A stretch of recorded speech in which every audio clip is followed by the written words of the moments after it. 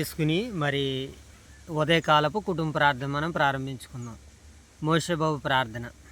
మహాగణుడు మహోన్నతుల ప్రేమ గల మా కడితేనే కృపగల దేవ మీ వ్యాపారమైన నమ్మనికే వేలాది వందనాలు సిద్ధులు సోళ్ళ దేశమడుతుంది ఉదయకాల సమయంలో ఈ మధ్యాహ్న కావలసింది మీ లేఖనాలు చదువుకున్న భయనిచ్చండి మీకు అన్నదండి వీటి రేగతిని వినమని వాకి మరో గ్రంథం 30 60 100 ఫలించగా చూడండి త్రిగతిని కలుగుతున్న అందులో గొర్రెలు కొనుతున్నాను ముట్టుపడుతుంది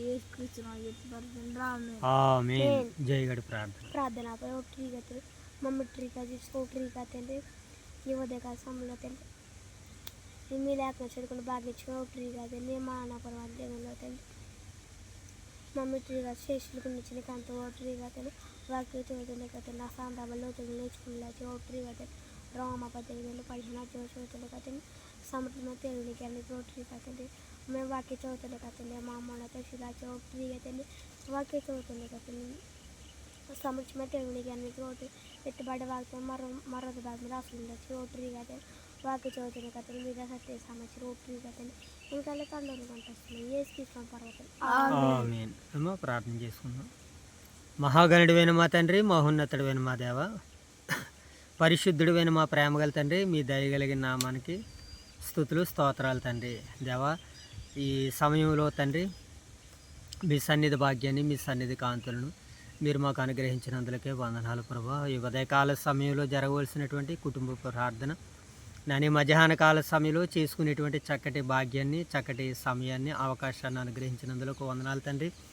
ఉదయకాల సమయంలో నాయన మిమ్మల్ని మనసారా నాయన ఆత్మతోనూ సత్యంతోనూ మిమ్మల్ని ఆరాధించుకుని నాయన మీ కుమారుని యొక్క పునరుత్థాన దినాన్ని జ్ఞాపకం చేసుకుని ప్రభు నాయన ఆయన యొక్క నాయన శరీరంలోనూ ఆయన యొక్క రక్తంలోనూ నాయన తండ్రి నాయన మరి ప్రభు బల్ల ఆరాధనలో తండ్రి మీ సహాయాలు మాకు మీ సహాయాలని మాకు అనుగ్రహించినందులకే కృతజ్ఞతలు తండ్రి.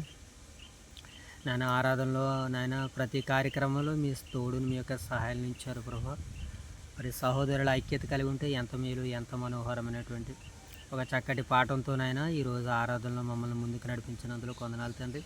ఆరాధన ముగించుకుని ప్రభావం మధ్యాహ్న కాల సమయంలో ఉదయకాల సమయంలో జరగవలసినటువంటి కుటుంబ ప్రార్థనను తండ్రి ఈ మధ్యాహ్న కాల సమయంలో ఇటు రీతిగా చేసుకోవడానికి మీరు ఇచ్చిన ఈ చక్కటి సమయాన్ని బట్టినైనా మిమ్మల్ని మనసారా స్తుతిస్తూ మహింపరుస్తూ మీరు మాకు అప్పగించినటువంటి నాయన పరిచర్యలు ముందుకు వెళ్ళడానికి మేము సిద్ధపడుతుండగా మీ యొక్క ఆత్మను సహాయంగా అనుగ్రహించినందుకే కృతజ్ఞతలు తండ్రి. అయా ఇంతవరకు చక్కనటువంటి రీతిలో బిడ్డలు ఇరువురు కలిసి ప్రార్థించారు ప్రభు. వారి ప్రార్థనలకు ప్రతిఫలాలు దయచండి.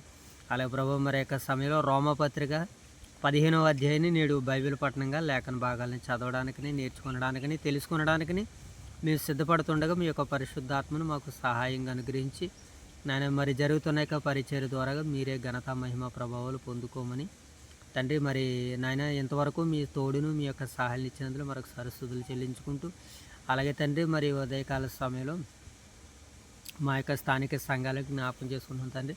ఓదూరు వైఎస్ఆర్ నగర్లో ఉన్నటువంటి సంఘాలని, సంఘ ఆరాధనలు నాయన మీకు మహిమకరంగా జరిగించినందుకే కృతజ్ఞతలు తెలియజేసుకుంటూ మరి 2 సంఘాల్లో బలమైన వర్తమానాలను అందించినటువంటి నాయన మీ ప్రియులు, మా ప్రియులు నాయన మీ సేవకులు తండ్రి, దైవ సేవకులు రాజుగారిని దీవించి ఆశీర్వదించండి. వారికి ఆయువును, ఆరోగ్యాన్ని, బలాన్ని, శక్తిని, జ్ఞానాన్ని మెండుగా ప్రసాదించండి. అలా వారు చేస్తున్నటువంటి పనులను, ప్రయాణాలను, పరిచర్యలను మీ తోడును అనుగ్రహించండి. వారికి సహకారులు ఉన్నటువంటి నూతన దైవ సేవకులను, వారి కుటుంబాలను మీరు దీవించి ఆశీర్వదించి కాచి కాపాడమని మా రక్షకుడైన యేసుక్రీస్తు వారి నామంలో ఈ ప్రార్థన మీకు సమర్పిస్తున్నాము తండ్రి. రైట్, మంచిది నాయన. మరి యొక్క సమయంలో రోమపత్రిక 15వ అధ్యాయాన్ని మరి బైబిల్ పఠనంగా లేఖన భాగాలు చదువుకుంటూ మనందరం ముందుకు వెళ్ళిపోదాం. రోమపత్రిక 15వ అధ్యాయము మొదటి వచనం చదువుకున్నాం. కాగా బలవంతులమైన మనము మనలను మనమే సంతోషపరుచుకొనక బలహీనుల దౌర్బల్యములను భరించుటకు బద్ధులమై ఉన్నాము. తన పొరుగువానికి క్షేమాభివృద్ధి కలుగునట్లు మనలో ప్రతివాడును మేలైన దానియందు అతనిని సంతోషపరచవలను. క్రీస్తు కూడా తన్ను తాను సంతోషపరచుకొనలేదు గాని నిన్ను నిందించు వారి నిందలు నా మీద పడెను అని వ్రాయబడి ఉన్నట్లు ఆయనకు సంభవించెను. 4వ వచనం చదువుకుందాం. ఏలయనగా ఓర్పు వలనను లేఖనముల వలని ఆదరణ వలనను మనకు నిరీక్షణ కలుగుటకై పూర్వమందు వ్రాయబడినవన్నీయు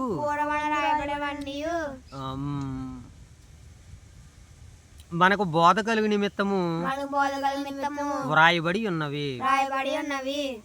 మీరేకభావము గలవారై ఏకగ్రీవముగా మన ప్రభు అయిన యేసుక్రీస్తు తండ్రియగు దేవుని మహిమపరచు నిమిత్తము యేసుక్రీస్తు చిత్త ప్రకారము ఒకనినొకడు మనసు కలిగిన వారై ఇండునట్లు చూచుకొనుడి. ఆదరణకర్తయగు దేవుడు మీకు అనుగ్రహించును గాక. కాబట్టి క్రీస్తు మిమ్మును చేర్చుకొనిన ప్రకారము దేవునికి మహిమ కలిగినట్లు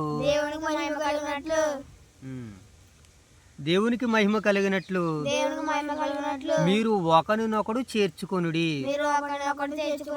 నేను చెప్పినదేమనగా పితరులకు చేయబడిన వాగ్దానముల విషయములో దేవుడు సత్యవంతుడని స్థాపించుటకును అన్ని జనులు ఆయన కనికరమును గూర్చి మహిమపరచుటకును క్రీస్తు సున్నతి గలవారికి పరిచారకుడాయను. అందు విషయమై ఈ హేతువు చేతను అన్ని జనులలో నేను నిన్ను స్తుతింతును, నీ నామము సంకీర్తన చేయుదునని వ్రాయబడి ఉన్నది. మరియు అన్ని జనులారా ఆయన ప్రజలతో సంతోషించుడనియు మరియు సమస్త అన్ని జనులారా ప్రభువును స్తుతించుడి. సకల ప్రజలు ఆయనను కొనియాడుదురు గాక అని చెప్పబడి ఉన్నది. మరియు యెషయా ఎలాగూ చెప్పుచున్నాడు,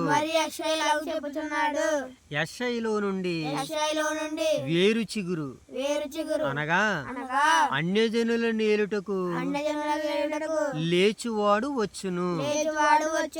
ఆయన యందు అన్యజనులు నిరీక్షణ ఉంచుదురు. కాబట్టి మీరు పరిశుద్ధాత్మ శక్తి పొంది విస్తారముగా నిరీక్షణ గలవారగుటకు నిరీక్షణకర్తయగు దేవుడు విశ్వాసము ద్వారా సమస్తానముతోను సమాధానముతోను మిమ్మును నింపునుగాక. 8వ వచనము 14వ వచనం చదువుకుందాం. సహోదరులారా మీరు కేవలము మంచివారును సమస్త జ్ఞాన సంపూర్ణులను ఒకరికి ఒకరు బుద్ధి చెప్పు సమర్థులనై ఉన్నారని నా మట్టుకు నేనే మిమ్మను గూర్చి రూఢిగా నమ్ముచున్నాను. అయినను అన్ని జనులను అర్పణ పరిశుద్ధాత్మ వలన పరిశుద్ధపరచబడి ప్రీతికరమగునట్లు నేను సువార్త విషయమై యాజక ధర్మము జరిగించుచు దేవుని చేత నాకు అనుగ్రహింపబడిన కృపను బట్టి అన్ని జనుల నిమిత్తము యేసు క్రీస్తుకు పరిచారకుడునైతిని. ఈ హేతువు చేసుకుని మీకు జ్ఞానము చేయవలెనని ఎక్కువ ధైర్యము కలిగి సంక్షేపముగా మీకు వ్రాయిచున్నాను. కాగా క్రీస్తు యేసును బట్టి క్రీస్తు యేసును బట్టి దేవుని విషయమైన సంగతులలో దేవుని విషయమైన సంగతులలో నాకు అతిశయ కారణము కలదు. నాకు అతిశయ కారణం కలదు. ఏలయనగా అనగా అన్ని జనులు విధేయులగునట్లు అన్ని జనులు విధేయులగునట్లు వాక్యము చేతను వాక్యము చేతను క్రియ చేతను క్రియ చేతను గురుతుల బలము చేతను గురుతుల బలము చేతను మహత్కార్యముల చేతను మహత్కార్యముల చేతను పరిశుద్ధాత్మ బలము చేతను పరిశుద్ధాత్మ బలము చేతను క్రీస్తు నా ద్వారా చేయించెను. క్రీస్తు నా ద్వారా చేయించెను. వాటిని గూర్చి గాని మరి దేని గూర్చి మరియు దేని గురించి మాటలాడ తెగింపను. మాటలాడతయింపను. కాబట్టి యెరూషలేము మొదలుకొని యెరూషలేము మొదలుకొని చుట్టుపట్లనున్న చుట్టుపక్కల ప్రదేశములందు ప్రదేశములందు ఇల్లూరి వరకు క్రీస్తు సువార్తను సంపూర్ణంగా ప్రకటించున్నాను. నేనైతే మరి ఒకని పునాది మీద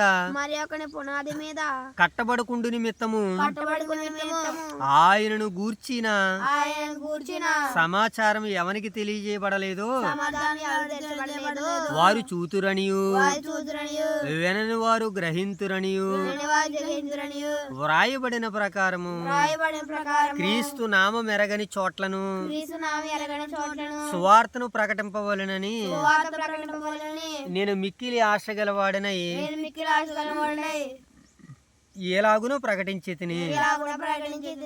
22వ వచనం చదువుకుందాం. ఏనా? ఈ హేతువు చేతను మీ వద్దకు రాకుండా నాకు అనేక పర్యాయములు ఆటంకములు కలిగెను. ఇప్పుడైతే ఈ దేశములలో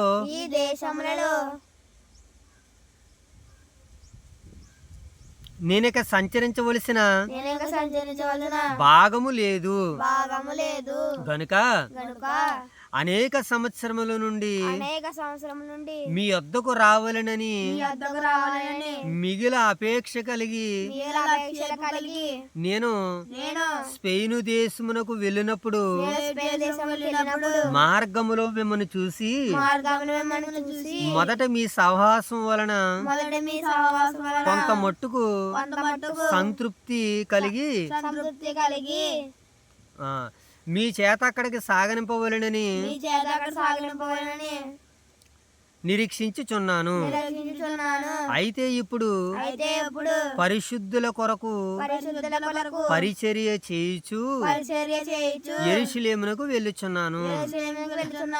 ఏలయనగా యెరూషలేములో ఉన్న పరిశుద్ధులలో బీదలైన వారి నిమిత్తము మాసిదోనియా వారును అకయా వారును కొంత సొమ్ము సందా చేసి చేసిరి. అవును వారిష్టపడి దాన్ని చేసిరి. వారికి వీరు రుణస్థులు. ఎట్లనగా అన్ని జనులు వీరు ఆత్మ సంబంధమైన విషయములో పాలివారై ఉన్నారు గనక శరీర సంబంధమైన విషయములో వీరికి సహాయం చేయబద్దులై ఉన్నారు. ఈ పనిని ముగించి ఈ ఫలము వారికి అప్పగింపవలెనని నేను మీ పట్టణము మీదగా స్పెయిన్కు ప్రయాణం చేతును. నేను మీ వద్దకు వచ్చినప్పుడు క్రీస్తు యొక్క ఆశీర్వాదము సంపూర్ణాత్మతో వత్తునని ఎరుగుదును. 30వ వచనం చదువుకుందాం. సహోదరులారా నేను యోదయాలో ఉన్న అవిధేయుల చేతిలో నుండి తప్పింపబడి యెరూషలేములో చేయవలసి ఉన్న ఈ పరిచర్య పరిశుద్ధులకు ప్రీతికరమగునట్లు నేను దేవుని చిత్తం వలన సంతోషంతో మీ వద్దకు వచ్చి మీతో కలిసి విశ్రాంతి పొందినట్లు పొందినట్లు మీరు నా కొరకు మీరు నా కొరకు దేవునికి చేయు ప్రార్థన యందు దేవునికి చేయు ప్రార్థన నాతో కలిసి పోరాడవలెనని నాతో కలిసి పోరాడవలెనని మన ప్రభు అయిన యేసుక్రీస్తును బట్టి మన ప్రభువైన యేసుక్రీస్తు బట్టి ఆత్మ వలని ప్రేమను బట్టి ఆత్మమైన ప్రేమను బట్టి మిమ్మను బతిమాలుకొనిచున్నాను బతిమాలుకొనుచున్నాను. సమాధానకర్తయగు దేవుడు సమాధానకర్తయగు దేవుడు మీ అందరికీ తోడేయుండును గాక. మీ అందరికి తోడేయును గాక. ఆమీన్ ఆమీన్. రైట్, మంచిది నాయన. మరి ఇంతవరకు రోమపత్రిక 15వ అధ్యాయాన్ని మరి నేడు బైబిల్ పట్టణంగా ఇంతవరకు లేఖన భాగాలను చదువుకునేటువంటి చక్కటి అవకాశాన్ని ఇచ్చిన పరలోకమందు ఉన్నటువంటి కన్న తండ్రికి మరి నా హృదయపూర్వకమైనటువంటి కృతజ్ఞతాస్తుతులు చెల్లించుకుంటున్నాను ప్రియులారా. మంచిదండి. మరి మధ్యాహ్న కాల సమయంలో కుటుంబ ప్రార్థనలో భాగంగా మరి రోమపత్రిక 15వ అధ్యాయాన్ని మనం చూస్తున్నప్పుడు ఇక్కడ పౌలు గారు కొన్ని సందర్భాలని మరి రోమిలో ఉన్నటువంటి సంఘ బిడ్డలకి తెలియజేస్తున్నారు ఆయన.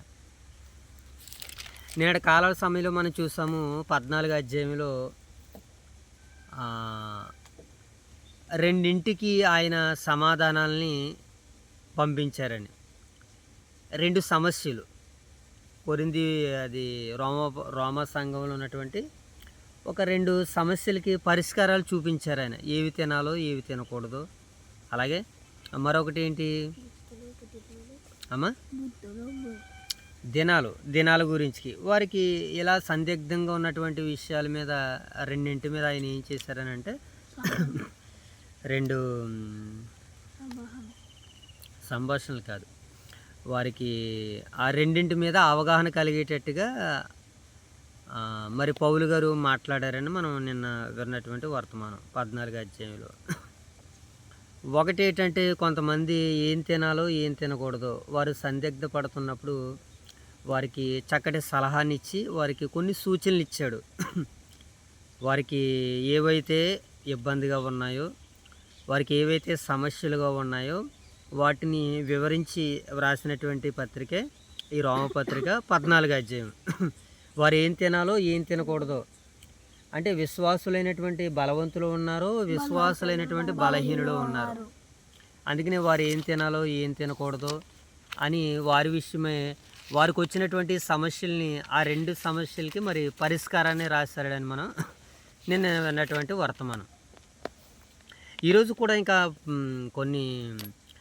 కొన్ని సమస్యలు ఉన్నాయి. ఆ సమస్యలు కూడా పౌలు గారు మరి ఈ సమయంలో ఈ 15 అధ్యాయం ద్వారాగా కూడా ఆయన తెలియజేస్తున్నారు. ఈ 15 అధ్యాయంతో ఏమని సెలవిస్తున్నారని అంటే లోటెలగేమ్మా ఈ 15 అధ్యాయంలో కూడా ఇక్కడ కూడా కొన్ని సమస్యలు కనబడుతున్నాయి. వాటికి కూడా పరిష్కారాలను చెప్తున్నాడు పౌలు గారు. 15 అధ్యాయం 1వ వచనం. కాగా బలవంతులమైన మనము మనలను మనమే సంతోషపరుచుకొనక బలహీనుల దౌర్భాగ్యాలను కూడా మనము భరించబద్దులమై ఉన్నాము. దేవుని మాట విన్నవారందరూ కూడా ఎవరు అని అంటే సేవకులే.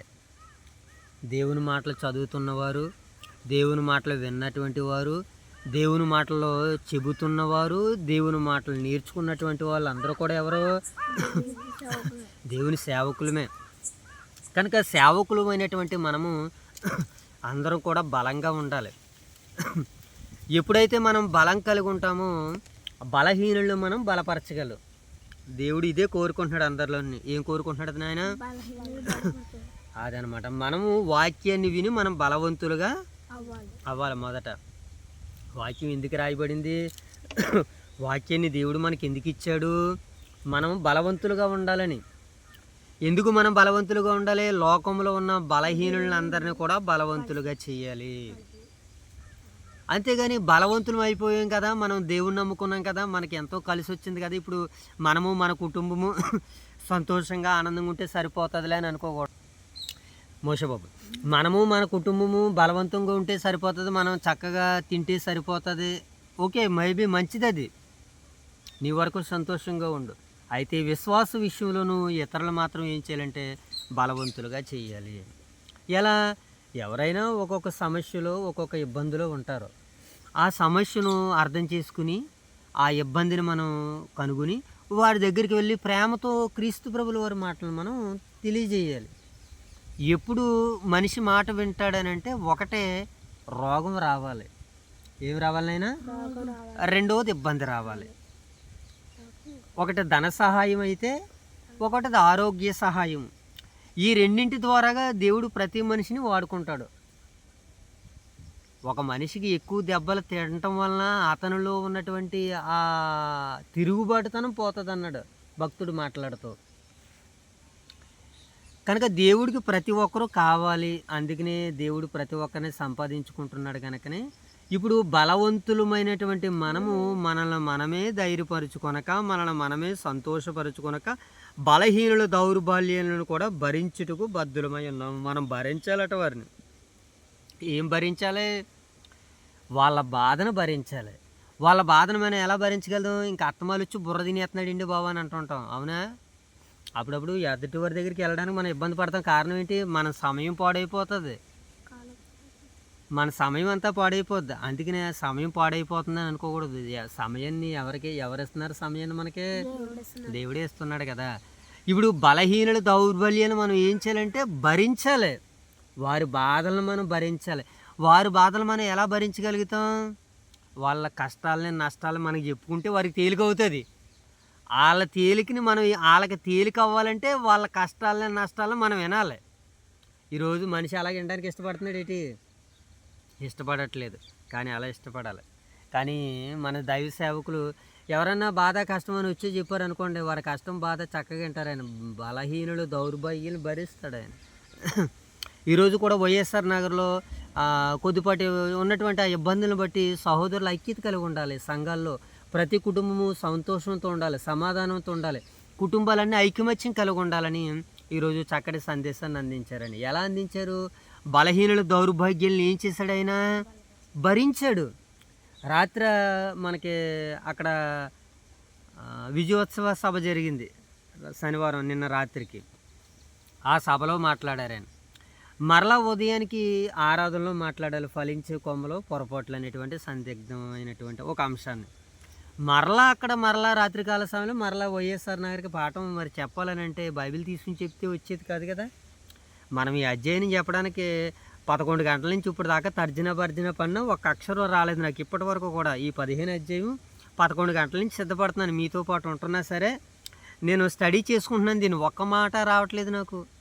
కానీ అలాంటిది మరి కొంత పాఠాన్ని సుమారు 1 గంట సేపు ఆయన వాక్యాన్ని అందించారు అని అంటే బలహీనుల దౌర్భాగ్యాలను ఆయన ఏం చేస్తున్నారని మన దైవ సేవకులు దౌర్భాగ్యాలను భరిస్తున్నాడు.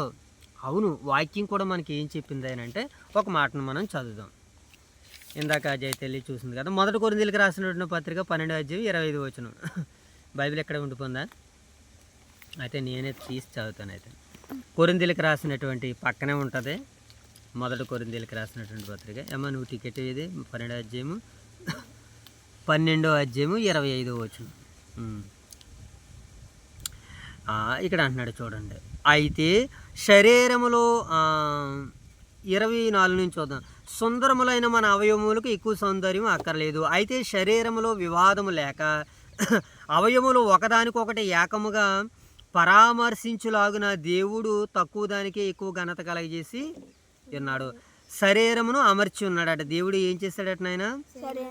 అమర్చి ఉన్నాడు. అయితే శరీరములో వివాదం రేపక అవయవములు ఒకదానికొకటి ఏకముగా పరామర్శించులాగన, అంటే అవయవాలన్నీ ఒకదానికొకటి పరామర్శించుకుంటుంటాయి కదా. అలాగే క్రీస్తు ప్రభుల వారి యొక్క సంఘములో మనము కూడా ఇప్పుడు ఎలాగున్నాము? అవయవాలుగా ఉన్నాము. ఈ అవయవాలన్నీ కలిపితేనే సంఘము. ఇప్పుడు ఈ సంఘంలో ఈ అవయవం అనగా అవయవము ఒక్కొక్క కుటుంబము. ఆ కుటుంబంలో ఉన్నటువంటి సమస్యల్ని, ఆ కుటుంబాల్లో ఉన్నటువంటి దౌర్బల్యాల్ని మనం ఏం చేయాలంటే బలవంతులుగా మోయాలి. మనం అలా మోయడానికి మనల్ని దేవుడు వాడుకుంటున్నాడు. బలహీనుల దౌర్బల్యాన్ని మనం భరించాలి. వారి కష్టాలను వినాలి, వారి ఇబ్బందుల్ని వినాలి, వారి సమస్యలను వినాలి. వెంటనే కాదు, వారికి మనవంతుగా డబ్బులు కూడా సహాయం పెట్టాలి. బలహీనుల దౌర్బల్యం భరించడం అంటే మాట చెప్పేసి వచ్చేయడం కాదు, ప్రార్థన చేసి వచ్చేయడం కాదు. దైవ సేవకులు ఎంతో కొంత వారికి కనీసం ఎంతో కొంత వారి చేతులు పెట్టి ప్రార్థన చేసి వస్తారు ఆయన. అది బలహీనులు దౌర్బల్యం భరించడం అని అంటే. ప్రార్థన చేస్తే సరిపోయేది కాదు, వారి మొర వినాలి, వారి ఇబ్బంది తెలుసుకోవాలి. అయినా వారు ఈరోజు ఇందాక వచ్చేసే సమయం ముందు ఏం చెప్పారు ఆయన? మంగళవారము, గురువారము ఈ 2 రాత్రులకి నేను మీ కుటుంబాల దగ్గరికి వస్తాను, ప్రతి కుటుంబాన్ని నేను కడతాను, ప్రతి కుటుంబాన్ని మీ దౌర్బల్యం నేను భరిస్తాను అన్నారు ఆయన. ఇంకెంతకంటే ఏముంది చెప్పండి? అలాగే ఇప్పుడు రోమాలో ఉన్నటువంటి సంఘానికి కూడా పౌలు అలాగే చెప్తున్నాడు. ఒకసారి పేతురు పత్రిక, మొదటి పేతురు పత్రిక 3వ అధ్యాయం 9వ వచనం చదువు. మొదటి పేతురు 3వ అధ్యాయం ఎంతమ్మది? 9వ వచనం. ఏమనుంది అక్కడ?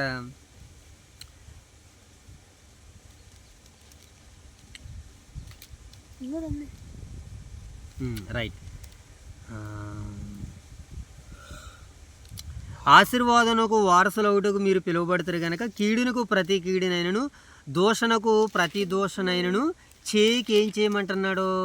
దీవించండి అని అంటున్నాడు. అలాగే గలతీ పత్రిక 6వ అధ్యాయము 1-2 వచనాలు చదువు ఈ సందర్భంలో. గలతీ పత్రిక అంటే కొరింథీయులకు రాసిన పత్రిక తర్వాత ఉంటుంది. గలతీయులకు రాసినటువంటి పత్రిక 6వ అధ్యాయము మొదటి నుంచి చదువు. సహోదరులారా, ఒకడు ఏ తప్పుదెములోనైనా చిక్కుకొని ఎడల ఆత్మ సంబంధులైన మీలో ప్రతివాడును తానును శోధింపబడదునేమో అని తన విషయమే చూసుకొనుచు సాత్వికమైన మనసుతో అట్టి వారిని మంచి దారికి తీసుకొని రావాలను. ఒకని భారం ఒకడు భరించి, ఒకని భారం ఒకడు ఏం చేయాలట? భరించి ఎలాగూ క్రీస్తు నియమమును పూర్తిగా నెరవేర్చనండి. ఒకని భారాలను ఒకడు ఏం చేయాలట? మోషే బాబు భారాలని భరించాలి. ఎందుకనంటే ఈరోజు కుటుంబాలు గడవడము, మన విశ్వాస జీవితము గడవడం కూడా చాలా కష్టం. ఎందుకనంటే ఒక విశ్వాసిగా మనం చలామణి అవ్వాలనంటే చాలా కష్టంతో కూడుకున్నది. ఒక కుటుంబం గడవాలనంటే అది కూడా కష్టంతో కూడుకుంది. ఎందుకనంటే ఉదయం నుంచి సాయంకాలం వరకు కష్టపడితే కానీ కుటుంబాన్ని మనం కట్టుకోలేము, పోషించుకోలేము. అలాగే విశ్వాసులుగా మనం కూడా విశ్వాస జీవితంలో మనం కూడా గడవాలి అని అంటే కొన్ని శ్రమలను అనుభవిస్తే కానీ విశ్వాస జీవితాన్ని అనుభవించలేము మనం. ఇప్పుడు విశ్వాసి శ్రమలను అనుభవించాలి కనుక అంటే అతను ఏం చేస్తాడంటే భారంతో ఇబ్బంది పడుతున్నాడు.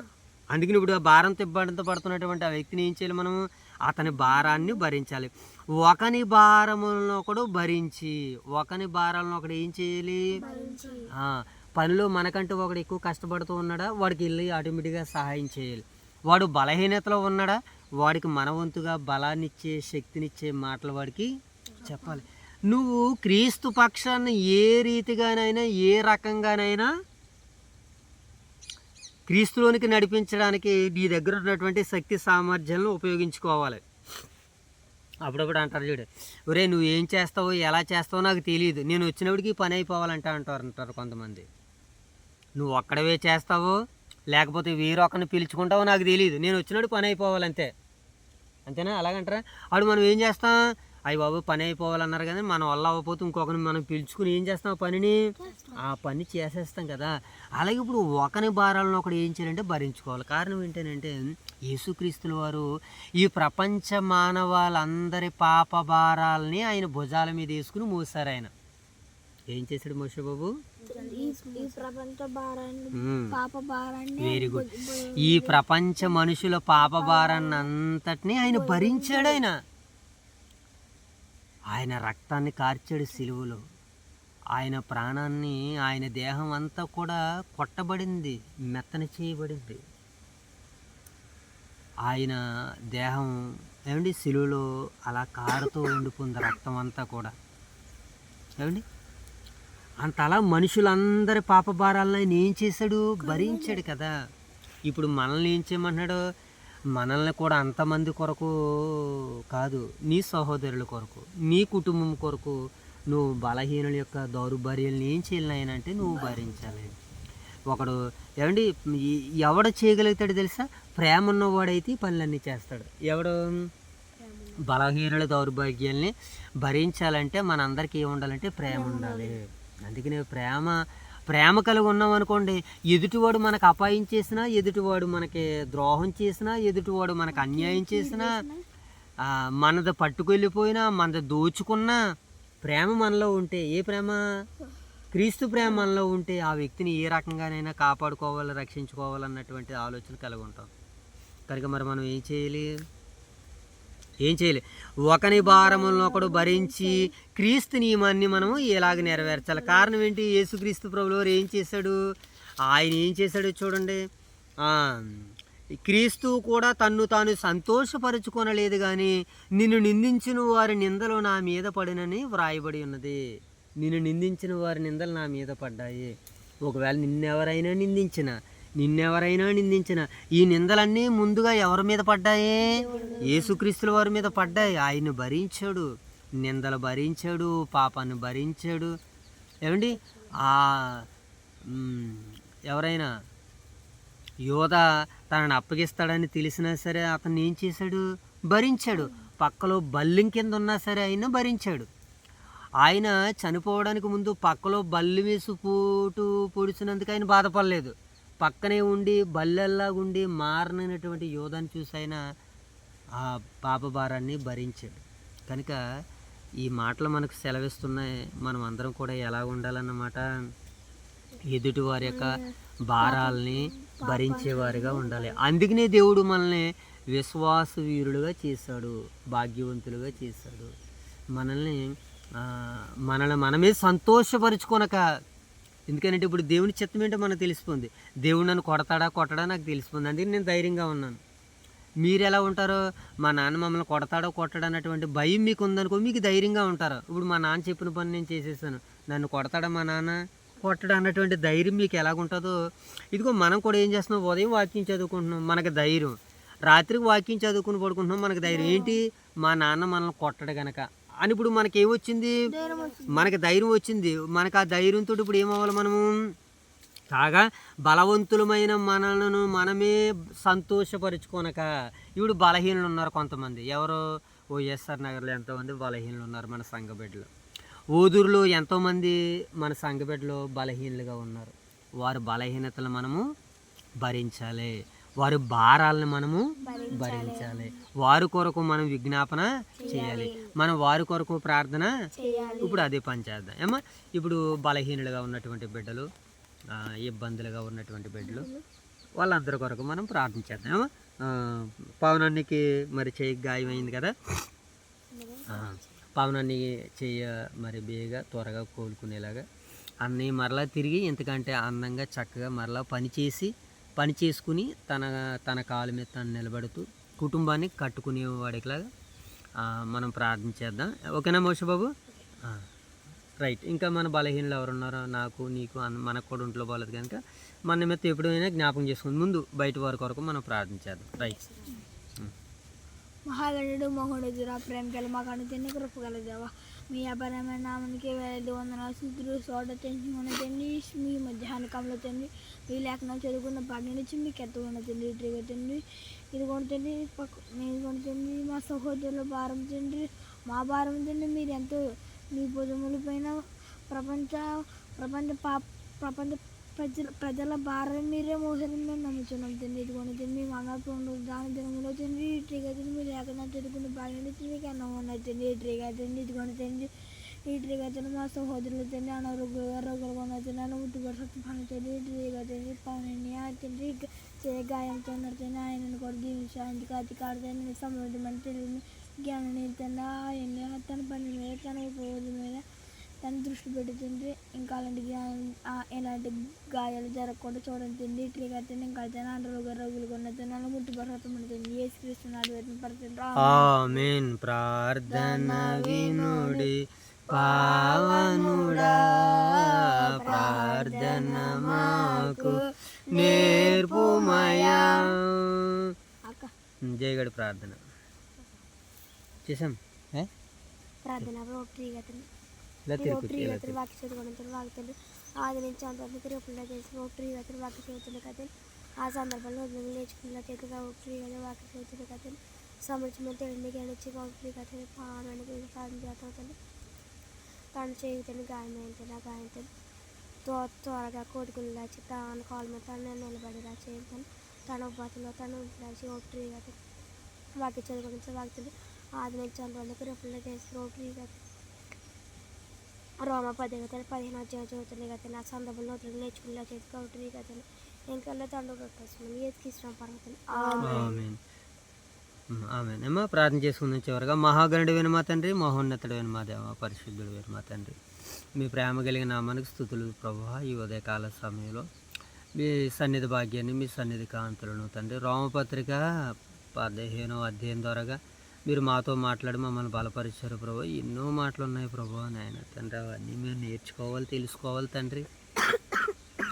సమయం నాయన గతించిపోతుంది ప్రభా. ఉన్న సమయం కాలాన్ని మేము పట్టుకుని ప్రభా మిమ్మల్ని మహిమపరచడానికి మీ సహాయాలు దయచండి తండ్రి. మీకు వందనాలు ప్రభా. మాకు కావలసిన వాటిని మీరు సర్వాన్ని సమృద్ధిగా సమకూరుస్తున్నారు ప్రభా. కనుక నాయన మిమ్మల్ని మేము బలవంతులుగా ఉన్నాం తండ్రి. మమ్మల్ని మేమే సంతోషపరచుకొనక బలహీనుల దౌర్భాగ్యాలను నాయన భరించుటూ బద్దులమైన వాక్యం ద్వారా మీరు మాతో మాట్లాడినందుకు వందనాలు తండ్రి. ప్రభు అన్న వాక్యం మా వెనుకలో 30 అంతలుగా 60 అంతలుగా 100 అంతలుగా ఫలము తీసుకుని రామని సహాయం తెచ్చండి తండ్రి. అలాగే ప్రభు యొక్క సమయంలో బలహీనులుగా ఉన్నటువంటి నాయన ప్రమాదం జరిగినటువంటి నాయన మా ప్రియులు తండ్రి పవన్ కుమారుని బట్టి జ్ఞాపకం చేసుకుంటున్నాం ప్రభా. కుమారుడికి ఆయువుని తెచ్చండి, ఆరోగ్యాన్ని తెచ్చండి, బలాన్ని తెచ్చండి, శక్తిని తెచ్చండి. నాయన జీవనోపాధి నిమిత్తం వెళ్తున్నటువంటి పనిలో నాయన ప్రమాదం ఎదురైంది ప్రభా. మీ కుమారుడి పట్ల మీరు చూపించినటువంటి గాయం చేసేది మీరే నాయన, గాయం కట్టేది మీరని వాక్యం సెలవిస్తుంది. కనుక నాయన మీ కుమారుడికి కలిగినటువంటి ఆ గాయాన్ని నాయన తండ్రి త్వరలో మానడానికి సహాయాలు తెచ్చండి. చాలా పెద్దగా నాయన గాయం తగిలింది ప్రభా. నాయన అంత గొప్పగా మీరు ఆ కుమారుడిని ప్రేమించారు తండ్రి. ఒకవేళ బలహీనులకు ఇంకా తగులుంటే ప్రభా కుటుంబం ఏమైపోయేది తండ్రి. కనుక నాయన ఈ కుటుంబం కొంచెం నాయన తండ్రి స్థిరపడింది కనుక నాయన ఆ కుమారుని చూపించు ప్రభు. అనేకులకు ప్రమాద హెచ్చరికలు జరగబోతాయని ముందుగా తెలియజేశారు తండ్రి. ఆ కుమారుని అటు రీతిగా మీరు వాడుకున్నారని మేము విశ్వసిస్తున్నాం ప్రభా. కొద్ది దినములో నాయన తండ్రి రెస్ట్ తీసుకుని నాయన మంచి పూర్ణ స్వస్థత కలిగినటువంటి వాడే మరలా పసిపిల్ల వలె లేత దేహం గలదై తండ్రి తన అవయవం నాయన తండ్రి తన పనిలోనైనా చక్కని రీతిలో వాడుకొనడానికి మీ సహాయాలు తెచ్చండి. తనకిచ్చిన కుటుంబాన్ని, తన అన్నగారిని, తన నాయనమ్మ గారిని, తన అమ్మమ్మ గారిని, వాళ్ళ అమ్మని కూడా దూరదేశాల్లో ఉన్న అక్కను కూడా దీవించి ఆశీర్వదించండి. ఆ కుటుంబానికి నాయన సంతానం కావలసినది ప్రభు. చక్కటి బహుమానాన్ని మీరు ప్రసాదించండి తండ్రి. ఇదివరకు మీ సేవ చేసిన కుటుంబం కనుకనైనా, ఇదివరకు మీకు పరిచర్య చేసిన కుటుంబం కనుకనైనా మీకు చేసినటువంటి సేవను బట్టి, పనిని బట్టి ఆ కుటుంబాన్ని జ్ఞాపకం చేసుకోమని తండ్రి. ఇదిగోనైనా ఈ కుటుంబ ప్రార్థన ద్వారా మీ సన్నిధిలో సముఖంలో జ్ఞాపకం చేసుకుంటున్నాం ప్రభు. వారికి ఆరోగ్యాలు అనుగ్రహించండి, బలాలు దయచండి, శక్తులు దయచేయండి అని వేడుకుంటున్నాం తండ్రి. ఇంకా వారికి ఏదైతే అడ్డుగా ఆటంకంగా సమస్యగా ఉన్నాయో ప్రభు అవన్నీ అనుకూలంగా, ఆనందకరంగా, సంతోషకరంగా మీరు మలచమని మార్చమని వేడుకుంటున్నాం తండ్రి. అలాగే ప్రభు ఈ యొక్క సమయంలో మా యొక్క స్థానిక సంఘాలని కూడా జ్ఞాపకం చేసుకున్నాం తండ్రి. స్థానిక సంఘాల్లో గృహాలు కట్టుకున్న వారు ఉన్నారు, వాహనాలు కొనుక్కున్న వారు బిడ్డలు ఉన్నారు నాయన, వివాహాలు జరిపించుకున్న బిడ్డలు ఉన్నారు నాయన, పుట్టినరోజు జరుపుకుంటున్న బిడ్డలు ఉన్నారు తండ్రి. కష్టాల్లో ఉన్న బిడ్డలు ఉన్నారు, బలహీనులుగా ఉన్నవారు ఉన్నారు, బలవంతులుగా ఉన్నవారు ఉన్నారు తండ్రి. వాళ్ళందరికీ మీ సహాయ సహకారాలు అనుగ్రహించండి. బలహీనులుగా ఉన్న బిడ్డలని జ్ఞాపకం చేసుకోండి. బలవంతులుగా ఉన్నప్పుడు ఎలా ఉన్నారో, బలహీనత ఎందుకు వచ్చిందో ప్రశ్న వేసుకుని ప్రభావ దానిని బట్టి మీ సేవ చేయడానికి మీ సహాయాలు తెచ్చామని ఈరోజు వర్తమానాలు అందించిన మా ప్రియులు దైవ సేవకుల కుటుంబాలను దీవించి ఆశీర్వదించండి. వారికి సహకారులు ఉన్నటువంటి యువ సేవకుల కుటుంబాలను దీవించి ఆశీర్వదించండి. ఇంతవరకు పరిచర్యలు నాతో పాటు ముందుకు వచ్చినటువంటి నా బిడ్డలు ఇరువురిని దీవించమని, అలాగే ప్రభువానైనా ఈ మా సంఘాన్ని ఆనుకుని దూరదేశాల్లో ఉన్నటువంటి బిడ్డలందరినీ దీవించి ఆశీర్వదించమని తండ్రి. ఈ దినమును కావలసిన నడిపింపును, ఆత్మశక్తిని ఎంతవరకు అనుగ్రహించారు తండ్రి. ఇక ముందు కూడా మీ అనుగ్రహాన్ని మాకు చూపించమని వేడుకుంటూ ఈ ప్రార్థన అంతటినే నా ప్రభువును, మీ ప్రియ కుమారుడు, మా రక్షకుడైన మా ప్రభువైన యేసుక్రీస్తు వారి నామములో ఈ ప్రార్థన మీకు సమర్పిస్తున్నాము తండ్రి. ఓకేనా? ఈసారి ఆగలేదేటిది అది నొక్కు ఆనందం నీలోని ఆధారం నీవేగా, ఆశ్రయం నీలోనే నా యేసయ్యా. స్తోత్రార్హుడా, పదే పదే నిన్నే చేరగా, ప్రతి క్షణం నీవే ధ్యాసగా. కలువరాల కోటలో కన్నీటి బాటలో, కలువరాల కోటలో కన్నీటి బాటలో